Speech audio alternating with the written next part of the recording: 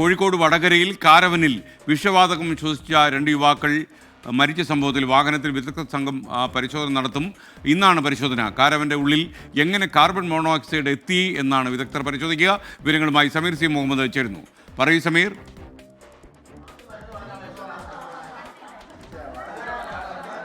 Good morning SKN.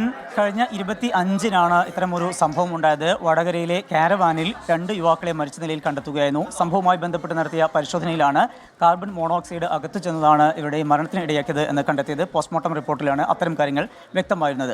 അതിൻ്റെ പശ്ചാത്തലത്തിലാണ് ഇപ്പോൾ വിശദമായിട്ടുള്ള ഒരു പരിശോധന നടത്തുന്നത്. അല്പസമയത്തിനകം തന്നെ ഈ പരിശോധന ആരംഭിക്കും. NIT-യിലെ വിദഗ്ധരുണ്ട്, ഫോറൻസിക് വിദഗ്ധരുണ്ട്, അതുപോലെ പോലീസിലെ ഉന്നത ഉദ്യോഗസ്ഥരുണ്ട്, കൂടാതെ മോട്ടോർ വാഹന വകുപ്പിലെ ഉദ്യോഗസ്ഥരുമുണ്ട്. എങ്ങനെയാണ് കാർബൺ മോണോക്സൈഡ് ഈ യുവാക്കളുടെ ശരീരത്തിനകത്ത് എത്തിയത് എന്നുള്ളതാണ് കണ്ടെത്തേണ്ടത്.